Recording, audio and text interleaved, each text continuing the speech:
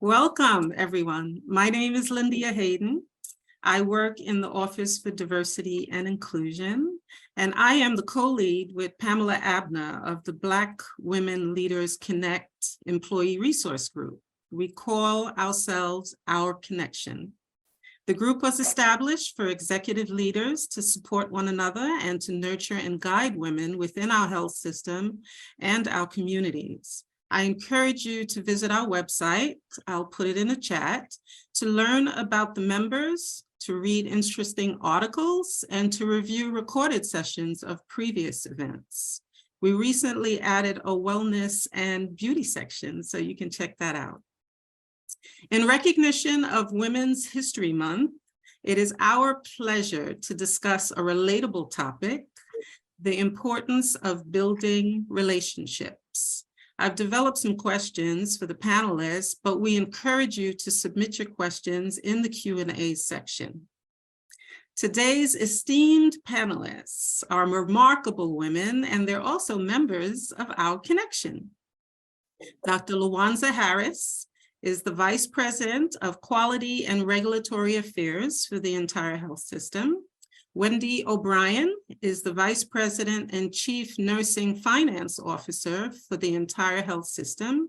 And Kimberley Ennis has a doctorate degree in nursing and is the Senior Director in Nursing at Mount Sinai Queens. Ladies, welcome. I'm looking forward to our conversation. We've been planning this for a while. I'd like for you to share your favorite quote and why you identify with it. Dr. Harris, let's start with you. Sure. Thank you, Lyndia and Pamela, for this opportunity to be a part of this esteemed panel and to really have what I think will be a fruitful discussion. So one of my favorite quotes, and I have many, is a quote by Althea Gibson, who was a very famous tennis star. And the quote is, no matter what accomplishment you make, somebody helped you. And the reason why I chose that quote and the reason why it resonates is because I cannot forget about my journey. The journey that I've taken and the journey that I have ahead of me, that I have been supported by mentors, by executive sponsors, by friends at work, by family, and that I do stand on the shoulders of so many others who've come before me, who have helped to really help me to navigate my path.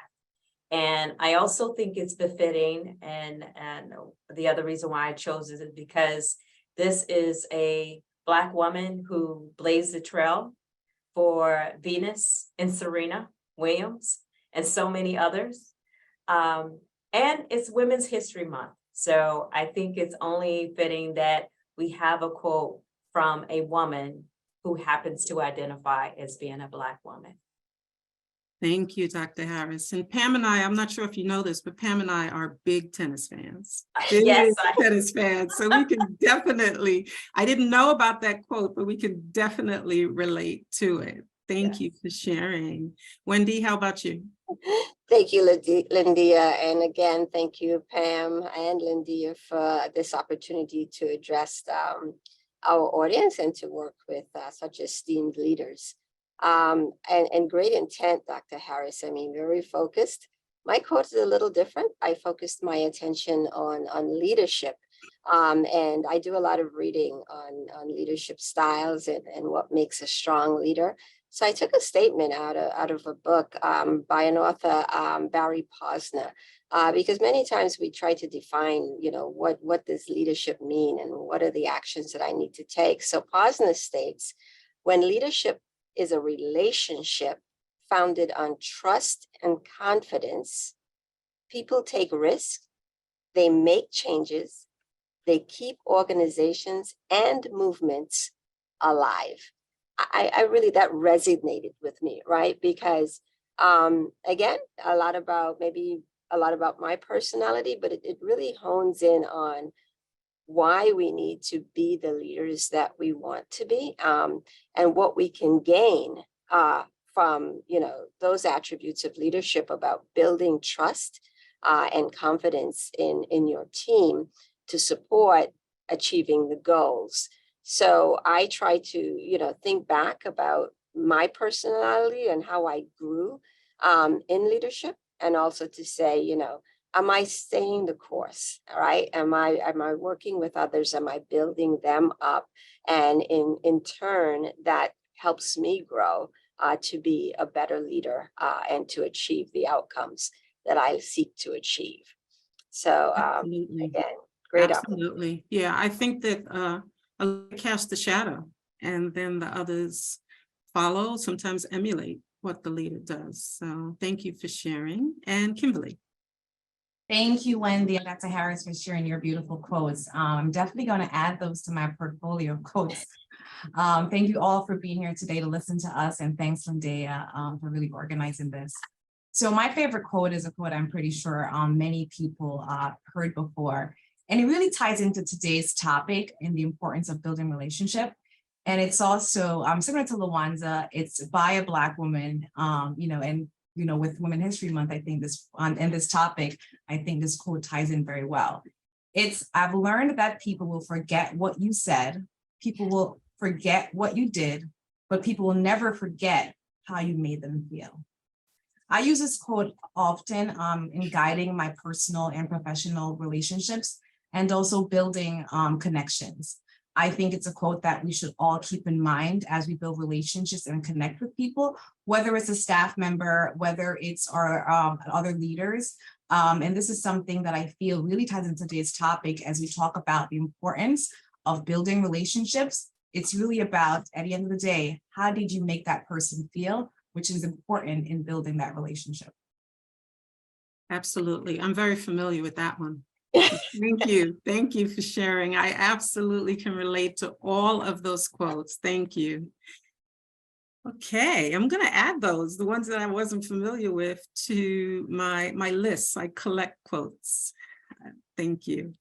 Okay, so Carlos, can you share the poll? The audience, we would like you to just answer just one question. And the question is, do you have established work relationships with people you can confide in or get guidance from? You have one choice, and we're hoping everyone votes. We have 76 participants, so we'll give you a half a minute, 30 seconds. Excellent. Thank you. Thank you for participating. And let's see the results. All right. 64% said yes, 14% said no, and 22% said somewhat. So we're definitely going to share some wisdom today, and hopefully those that are somewhat or no will learn some things and feel like they can respond as yes afterwards. Okay, I have a few questions, but again, as I said, please feel free to put some questions or just some thoughts in the Q&A section. So my first question is for Wendy, because Wendy, you're the one that spurred this topic. We had one of our monthly meetings and you mentioned some things and we said, wow, we should have a panel event about that. So please describe a working relationship that you initiated or one that somebody initiated to you. So I have to go back to my former role as CNO, and I want to elaborate a little bit about my personality. So I'm what you would call an introvert. And Pamela Abner is probably laughing behind the scenes because I'm laughing too. Yes, she drags me out of my seclusion, and I really appreciate her for that. But and on so many levels, I can make this conversation all about Pam and my relationship with her. But I also want to go in a direction that maybe most people would not have expected. I walked into Mount Sinai West and I had several roles, but when I was appointed to Chief Nursing Officer of that hospital, the executive team and in the C-suite, I had become a member of them, but wasn't quite woven into the fabric of who that team was, and my role, and how I connected with them and became, part of that team. And it is all because I tend to prefer to do things in isolation by myself, because I have it all in my head about how I'm going to work it out. In my interactions, I really got to appreciate the work style and leadership style of our Chief Operating Officer, Mr. Tim Day, and Tim is still the Chief Operating Officer at Mount Sinai West. And definitely over the course of time, I got to know Tim more than a leader, and to understand the person behind the leader, and the decisions and the comfort that he had with collaborating, leading, listening to, interacting, and working with others, and getting them to share his vision on what the organization should look like, and how we should interact, and how we supported each other. So I literally had to let down some of the guards that I usually have up with interacting with others, because again, Tim is a white male, right? He has certain privileges that I definitely did not, and still to this day probably don't believe I have. And in our interaction, I had to find a way to broach that relationship with him and let him know who I am and what my passions were for the same organization, and how we can connect to achieve that. And I can tell you, my leadership team was also pulling at that string, saying, come on board, be part of us, be a member of our team. Let's get to know you a bit more than you, the CNO, get to know you, the person. What are your passions? What are your desires? How do you see this role being played out? So through that, we built a relationship that was eventually built on trust.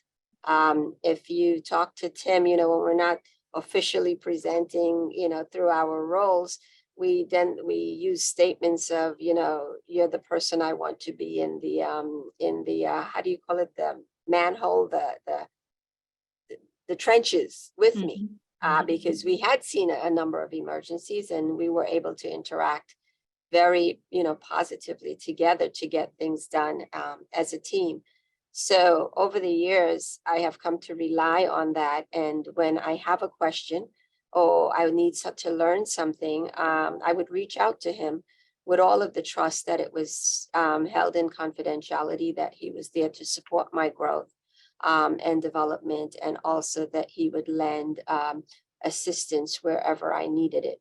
So I wanted to present that situation and say, that was not an easy thing for me, right? It was reaching outside of prior interactions and prior relationships. When I think about my relationship with Pamela Abner, it's quite different, because we share culture, we share backgrounds, there's an ease, right? So I go in with a certain level of trust and confidence in knowing I could probably tell Pam anything I wanted to. I can cry and scream and do things I wouldn't normally do. And that comes with a little less effort, but building that relationship with someone quite different, who had a different background, was a unique challenge, and something that I'm proud to say today that I benefited quite a bit from. That's excellent. And I think that that's really good for those in the audience who are introverts. And some people are, they say they're an introvert, but they're not like the standard definition of an introvert. And that's what it sounded like with you, because you actually took on the challenge to take that leap, whereas some introverts might just pass on that, but you took advantage of it. And as an introvert, that's a daily challenge. Mm-hmm. It is started and restarted with every encounter. Yeah. And you literally have to build up a certain, stamina to get it going and maintain it, right? So yeah, but you faced it. You faced it, and then it sounds like it was productive and promising, and it was worth it, right? Absolutely. So good. That's very good. Thank you for sharing. Does anyone else want to share their experience of a working relationship that either they initiated or someone initiated to them? I'll briefly share mine. And it's good to see the opposite. I'm not an introvert. Sometimes I want to be, but I'm not. So what I've done is consciously reach out to others. There was someone that I know, and I thought that they had a lot of potential, and this relationship ended up being a mentee-mentor relationship, but I saw they had a lot of potential, and I knew they were an introvert, and I don't think they've gotten the chance to realize their growth. And so I formulated a relationship with them, and it was baby steps. It was, going to have coffee, going to have lunch, and building up trust, because again, I wanted to trust them, and although I reached out, and they really wanted to trust me as well. So it took baby steps. It took us really going out in faith and trusting each other that we have each other's best interests at heart, to be able to really move and build a relationship along. And although the individual is no longer here at Mount Sinai Health System, because they've grown and doing well outside, building those relationships again takes those baby steps. And it's important that, if you're an extrovert like me, reach out. And even if you're not, like Wendy, reach out as well to find someone to build these relationships, because you never know in the future where they would lead. Yeah, I like that. I like that, because sometimes I think people just don't know how to begin, right? Yeah. And coffee is an easy one, right? Or tea, or just drinking some orange juice, whatever it is in the morning. And I think that that's like an icebreaker. You can talk while you're going there, you talk a little bit while you're there, and then maybe that can evolve to lunch or dinner or whatever. And you said this person left. I don't know if you're still in touch, but I know that I've made work relationships, and after I leave a job, I still keep in touch with them to this day. And it starts with a compliment, really, too. Like a simple compliment. If you admire someone, you could say the reason why you admire them to build that relationship. I've been watching you, or I loved what you did on the webinar. So it's just really start with that compliment and starting that connection. Yeah. And Lyndia, Monica Dent had that as a question in the chat. How do you let your guard down and connect with others? So that was her question. Oh, okay. So Dr. Harris, do you want to tell your story and maybe mention how you let your guard down, or how the other person let their guard down? Sure. Like Kimberly, I'm an extrovert. I classify myself as a social butterfly. So I love meeting people, different people. And I think it's very natural to gravitate to someone who you share a lot of similarities with. And so I have made work connections with people who we have similar backgrounds, but I would bring up one who is someone who we may not, who did not have a similar background with, and how I broke the ice was not something that was work related. One of the things I love is fashion, and more importantly, stilettos. And so happened to be a woman who had on some beautiful stilettos. I always, my team knows I'm distracted by fashion. And so, I just complimented, her on her shoes, and we just started to talk. And, she works in a very different area than I do. But there were so many things we had in common as we got to know each other, breaking that ice, not making it work related, and just having a conversation. And that led to other conversations. And then this led to me recognizing that there is a lot we share in common. We're both, mothers, we're boy moms, and we are, very passionate, career-driven women.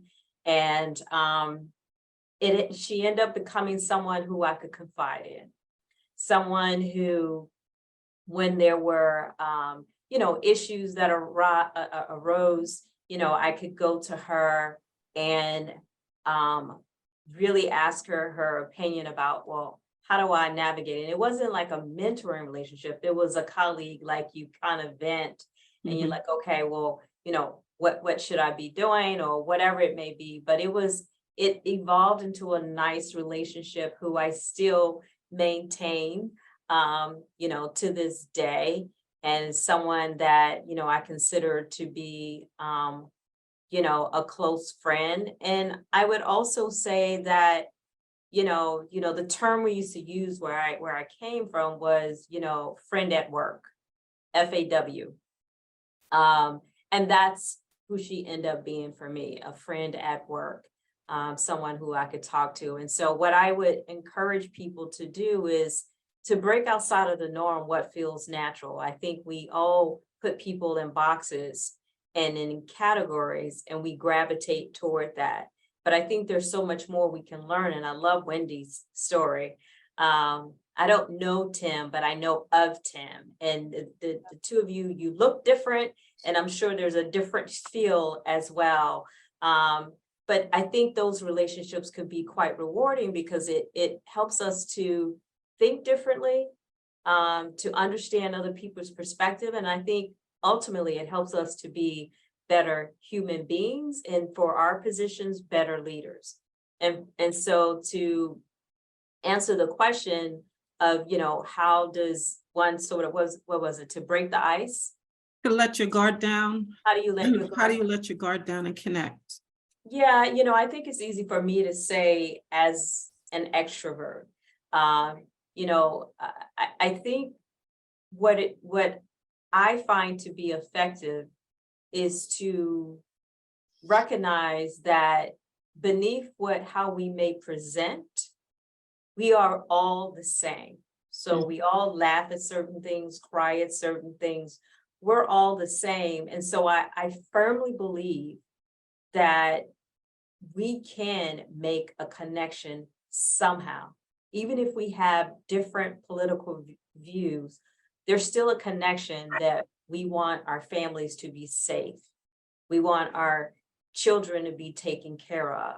So to me, it's really trying to figure out, well, where do I think there may be a connection, and really get to that point. And that's how you start with the conversation. But it should be very fluid. It shouldn't be forced, because it does take time. It's not going to happen immediately. Connections may not happen immediately, or it may not be like forced, like you all have to connect because you're in the same sorority. It may not be the situation. But I think, if you're looking for commonalities, that can help you to make that connection. Yeah, absolutely. Yeah. That's the starting point. I would add, for the introverts in the audience, awareness, right? Being aware and staying, as they say, mindful. Because when you're interacting with people, whether you're extrovert or introvert, you see those commonalities that Dr. Harris just mentioned, right? You see the links that you may have to people.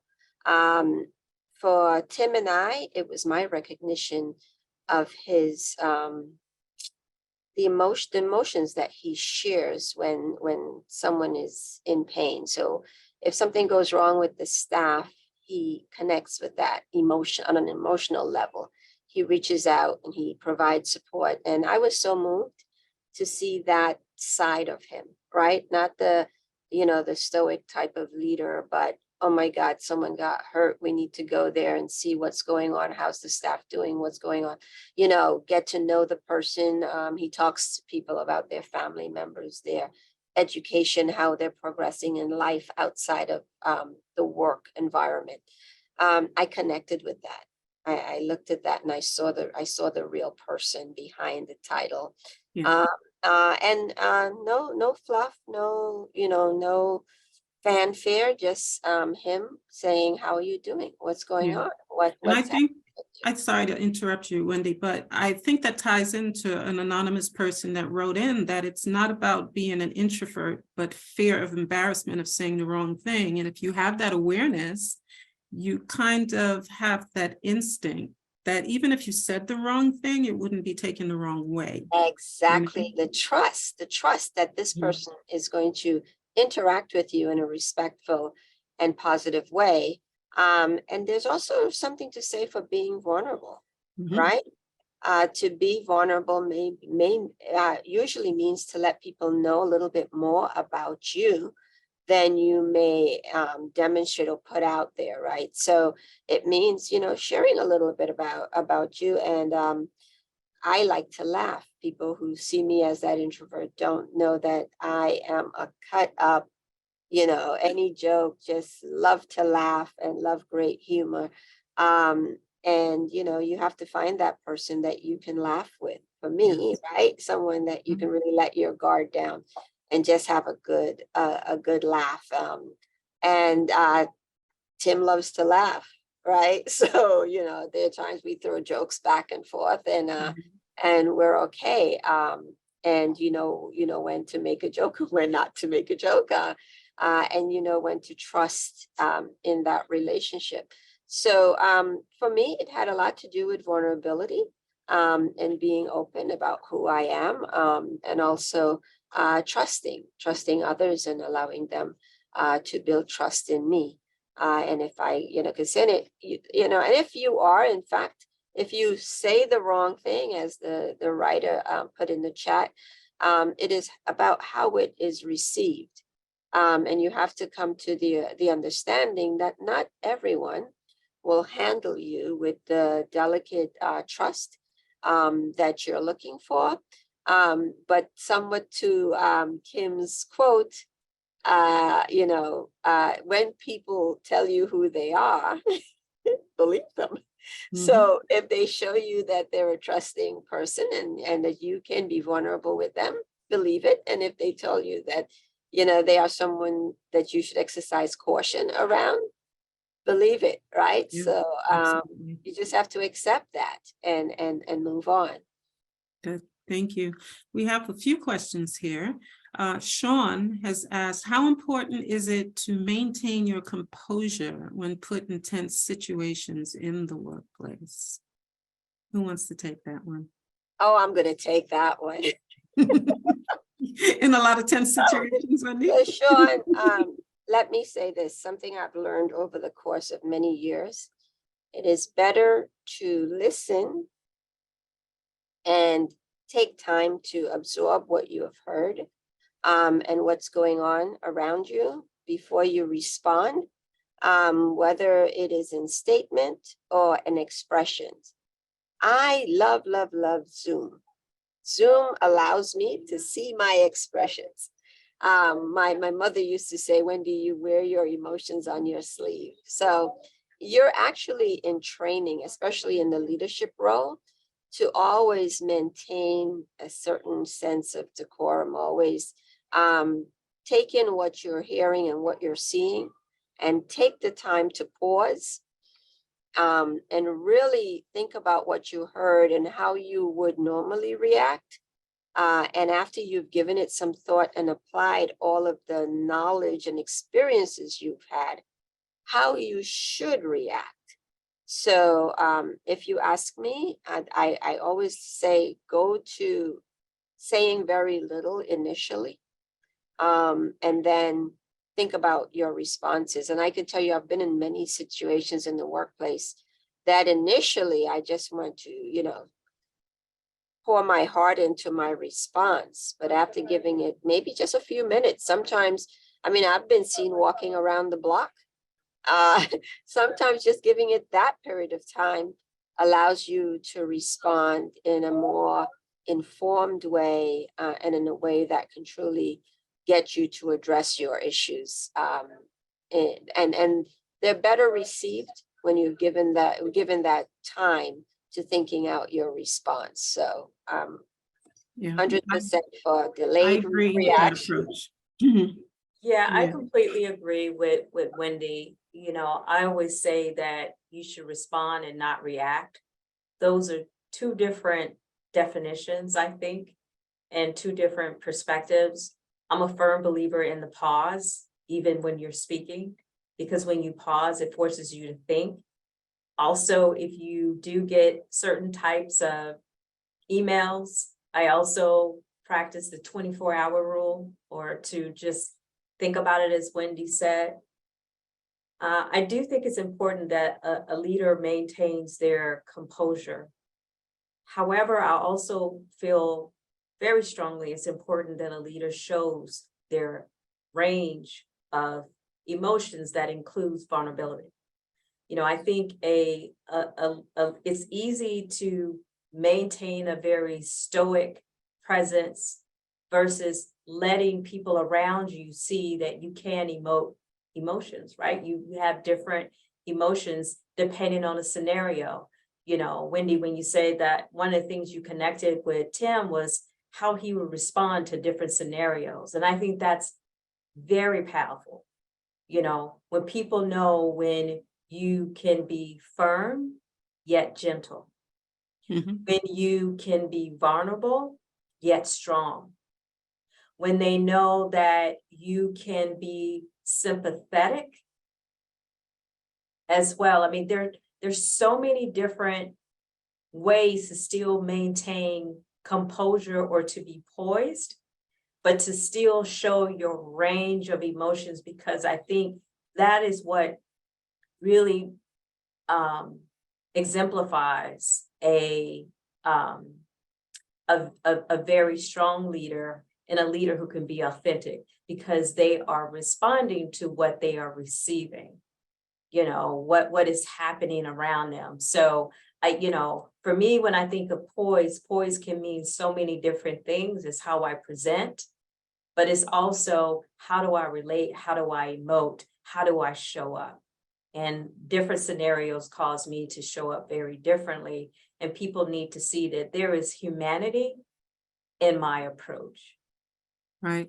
Thanks for sharing that. I agree with your sentiments as well. And I'd like to remind people, this is something that I do. Sometimes it's not intentional and it's not personal, even though we might be taken aback and we feel tense and we want to respond a certain way to what someone has said. So when you talk about humanity, sometimes you have to take that into consideration as well, that sometimes people just are not in a good space, or they don't say it the right way, or they can create havoc. So there's no one answer to the question, basically, but over time you can figure it out. And I love the walking around the block and taking a breath and, you know, just pausing. Yes, definitely. There's an interesting question in here and something that I can certainly relate to. Hopefully the three of you can. Kimberly, I'll see if maybe you can. It's from Jamie Forbes. I had someone reach out to me wanting to be her mentor. I scheduled time to understand what she wanted out of the relationship, as well as what barriers she was facing in her career advancement. The meeting went well, but as a follow-up, I asked her to update and reformat her CV, share 3 goals. She's since been unresponsive. How would you approach this situation, and how should Jamie move forward with this relationship? This is like a mentor-mentee, but it's also the beginning of a relationship. It is, and that's right up my alley, Lyndia, so I'll definitely take that question. So Jamie, thanks for asking the question. The first thing, and I've had similar relationships like that.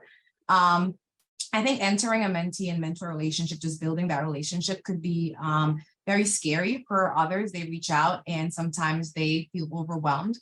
They may have a lot going on regarding their home life or personal life. My situation that was similar to this, when after contacting the person after a while, them not reaching out, they did inform me that they had a lot going on regarding home and personal life. Also, not sure exactly, you know, what goals they want. So a lot of times we think that people enter relationships and know exactly what I want regarding I want this goals.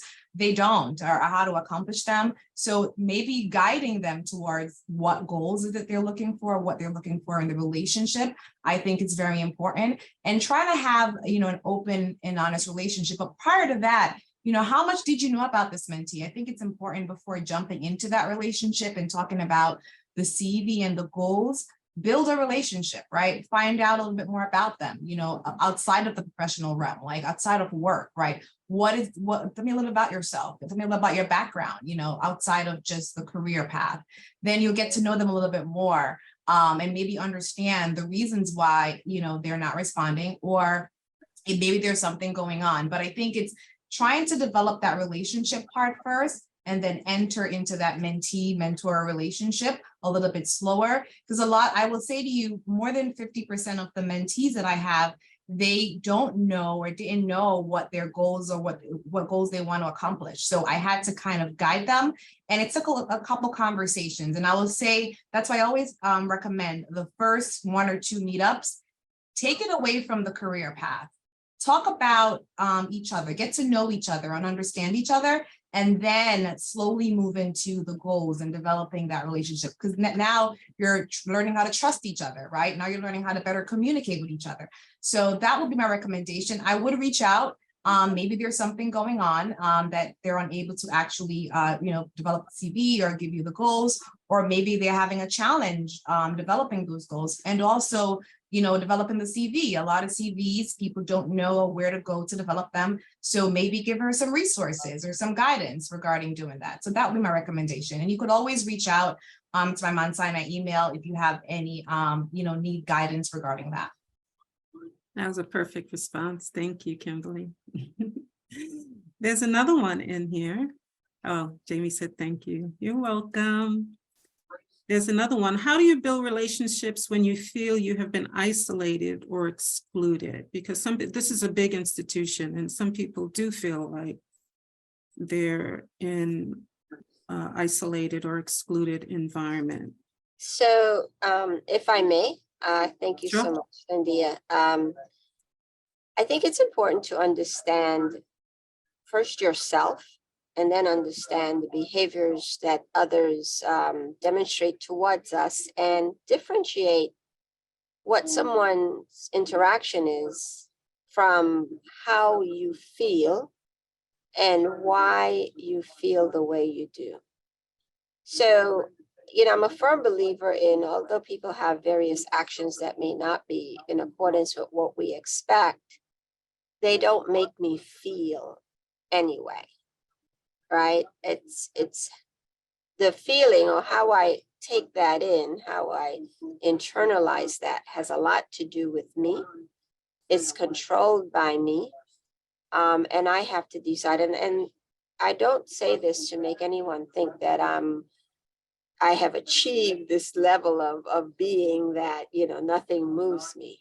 But I remind myself every day when someone's actions results in me feeling isolated or put aside, that it's their actions, but why would I feel that way? And I try to change the way I feel, because I am in full control of what I am feeling, regardless of what you do. And maybe your actions may not be something that I can appreciate, but I have to keep my mindset such that if I want to feel joy, I have to elicit that feeling in myself. If I want to feel as I am a member of this team, I have to put in the work to achieve that and do that in spite of the obstacles that are before me. So it's a work in progress. I am continuously reminding myself, are you upset because this person has done something, and can that person truly cause you to be upset? Or are you upset because you have not quite figured out how to process what you're experiencing? And do you even need to be upset? Do you even need to be anything? Do you need to be sad? Are you focusing your energies in the wrong direction? Because we can be sad and omit the 99 other reasons that we have to be joyous, and focus on the one reason that we have to be sad. Or, we can focus and say, that's just one. There are 99 other reasons why I am not sad today. And I choose not to be sad, and go on with it, and learn to put things in the right buckets that they belong. Sometimes the interactions of others are totally as a result of their own personal challenges and things that they are trying to work out. You never know what baggage and experience and history people bring with them in their interactions with you, but you can be sure they bring it. None of us have gotten to be at any age without some past experiences, both negative and positive. Allow them that, afford them that, and excuse them, and don't let it change where you see yourself or where you place yourself on the continuum of emotions. Because literally the fact that we are here having this conversation, interacting, means that each and every one of us on this call today is in a better place than billions of people worldwide. I always, tell people that I work with, we are the elite of the elite. We all have jobs. We're on this call, right? We all are, in an environment where we're not feeling like someone is assaulting and persecuting. I mean, there's a long list of negatives. And there are billions of people across the world today who have some valid issues to feel in the way they do. And for most of us, I always say we are among the elite. Think about the others and, put things where they truly need to be. That is my advice. Thank you, Wendy, putting that in perspective. And I just want to put a plug for the Office for Diversity and Inclusion for this person feeling isolated and excluded. We have a lot of employee resource groups and diversity councils that you can join. And that's one way of feeling less isolated and included.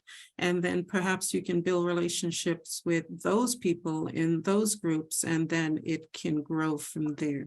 Thank you very much. So I want to answer that question because I interpret that question very differently.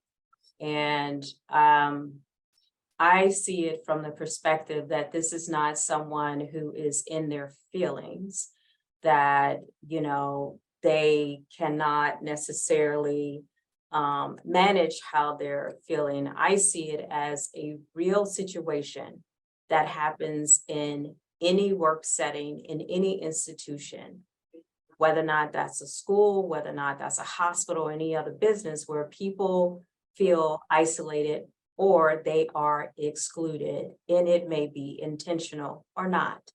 And so I think the question is, what are some of the strategies I can use in order to bridge that gap, to make those connections when people are excluding me? And that happens.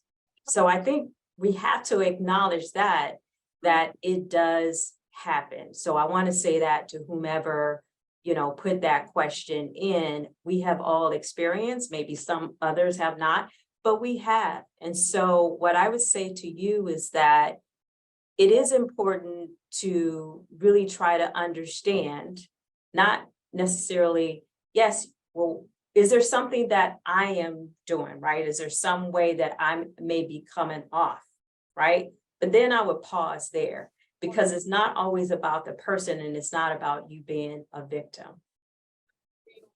And then secondly, then I would try to understand one of the points that Wendy raised was, well, maybe there is some type of perspective, baggage, whatever it is, history that they're bringing, the reason why they are presenting that way, or these group of people are presenting this way.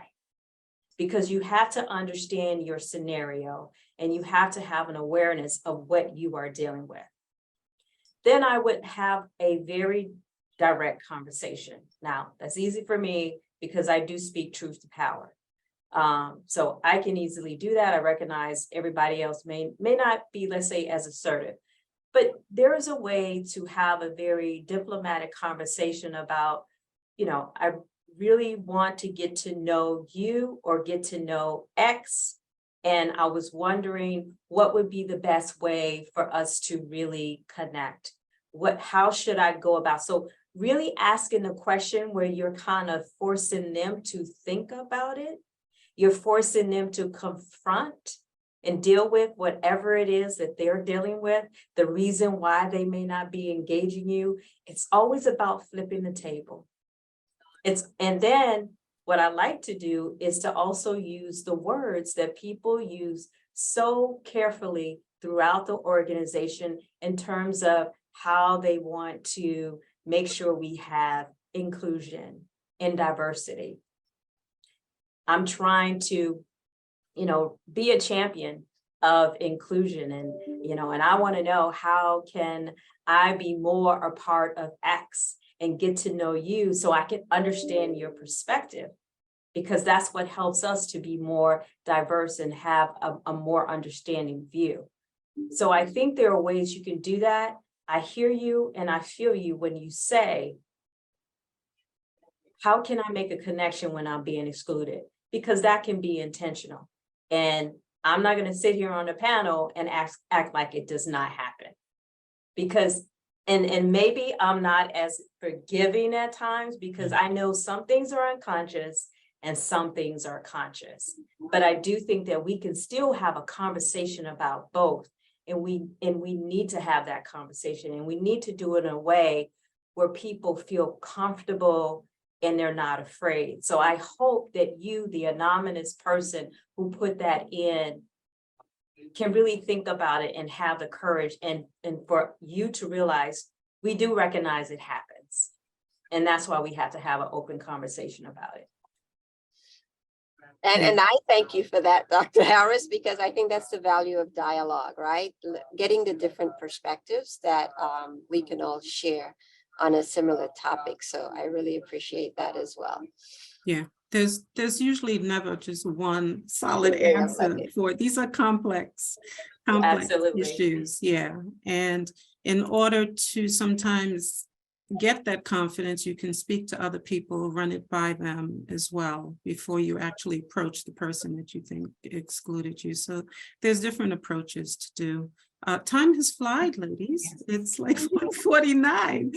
So I want to be able to find out if you feel that there have been consequences of not establishing work relationships. Can you share any lessons learned from not having that work relationship for whatever reason, if it was earlier in your career, or you just maybe didn't put value on having a work relationship with that particular person? Anything comes to mind? Let's hear from Kimberley first. Yeah, so for me, I think sometimes not building certain relationships that it may impact growth.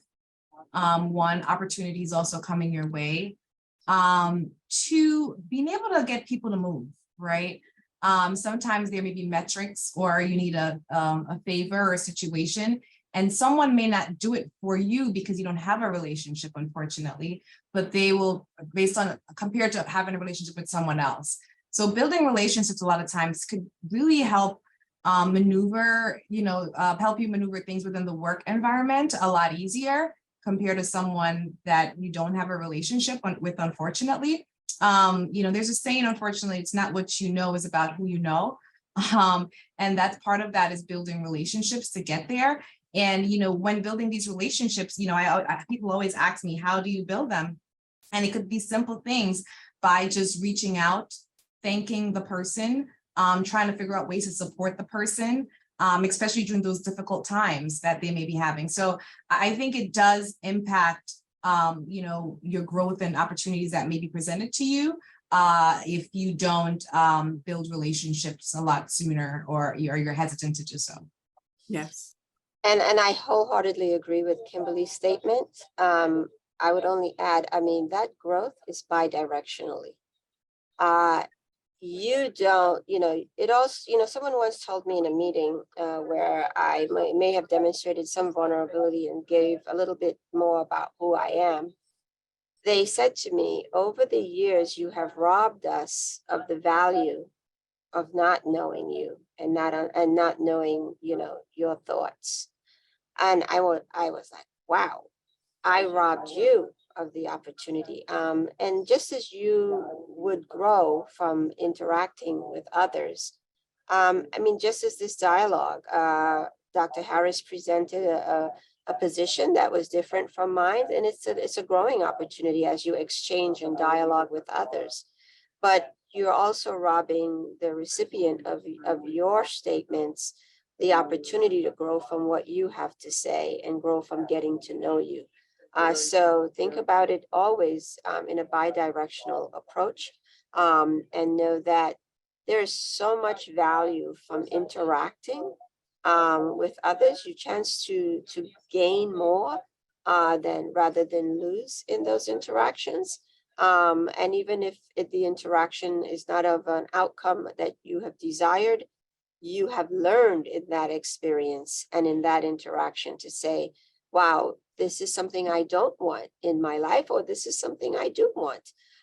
So whether negative or positive, there's always, in the message, there's still growth, even if that growth tells you what you will not accept or follow or embrace from what you will. So that is my perspective. Thank you, Wendy. Dr. Harris, any thoughts on? Yeah, I completely agree with Kimberly and Wendy. There is always something to learn from each person that you meet, whether or not yes, I would emulate that, or I could take tidbits from that person, or this is not something I would do. But I would say that if you are trying to move the needle in any situation, you need people. It takes a village. And so building those relationships is really important for you to be able to move forward, but it is equally important in your growth. Just as someone is learning from you, you're also learning from them as well. So I did see a comment in the chat that about keeping your head down, and I always say no. You never keep your head down, because if you keep your head down, you cannot see what lies ahead, and you cannot walk forward. So it's and you can't see the people around you, and there's so much beauty in people that we are surrounded by, and just the diversity of opinions. I've learned a lot from not only these ladies on the panel, but also others who may not agree with my perspective, but it's being open to their perspective to say, oh, I didn't think about it that way. This makes me think differently. So it's really important to build those relationships and to see them, as both of them said, that it's bi-directional. And I just want to add on to Dr. Harris about that village, because there's a misconception about building relationships is only building it with people in the C-suite. You build relationships with everyone, from the person that takes out your garbage in your office to the security guard. It is important to build relationships with everyone, no matter what their title or their status is, because I do find a lot of times that's what everyone is looking to build a relationship only with the leadership and only with the C-suite. And I always say, no, build it with every single person, right? Because they will impact what you do every single day. So that's definitely a tip I want to leave for everyone on this panel, because I do have mentees that feel like I only want to build a relationship with certain people at a certain level, and you should just get that out of your mind. Build it with everyone.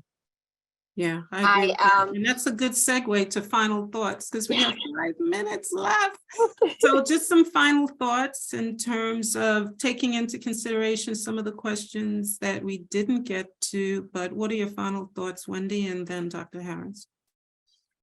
I want to tangent on what Kimberly just said. To make life work, you have to see value in everyone.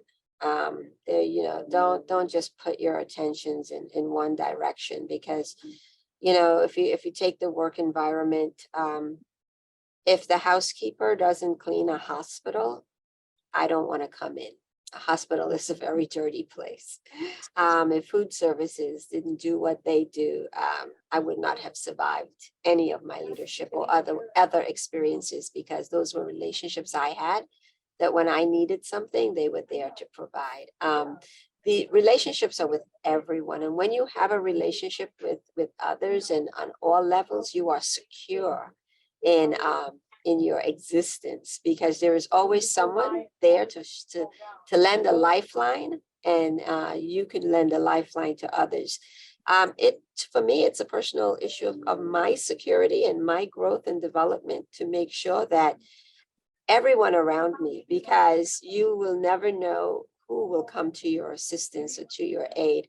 And it doesn't come from where you expect it, right? It can come from any direction. So if I say anything, and I'm going to go with what Kimberly last said, build relationships at every level with everyone. and learn and grow. And some of the least expected positions have a wealth of information that can really help you in your personal and professional growth. So don't underestimate where you gain value. Absolutely. Dr. Harris? Final Yeah, thought? I'll keep it simple. I would just say, make the connection, seek the humanity in everyone that you meet. It's so important that we do start a conversation, particularly those who may not look like us, because I think it helps us to be better humans, better people, better employees, better leaders. And I would just say that also, to end it, that the relationships that you build should not be transactional. These are relationships that you should continue to tend to over time, because they will reap benefits to some capacity sometime. Yeah, absolutely. I agree with everything that all of you said. This has been a pleasure. Somebody asked in the Q&A, how often do we have these panels? And it's been so invigorating and given her a boost in her leadership role. Thank you, Diana. And to answer that question, we have these panel events based on what you want to hear. We have on our website a feedback form. And if you're interested in a particular topic, just let us know. We have a lot of recordings on our website for previous topics. Please listen to those. I'm sure that you'll get some value from that as well. And we appreciate you coming and spending your time with us for the last hour. I know that it's only 1 minute for you to get probably to your next meeting, but we truly appreciate you. Thank you very much. Have a good day. Thank you all for coming. Thank you. Thanks. Oh, look at the love. Yeah, thanks for the you. love. We didn't get to go through all the questions, but this was phenomenal. Thank you. Thank you for participating and raising your hand to be involved.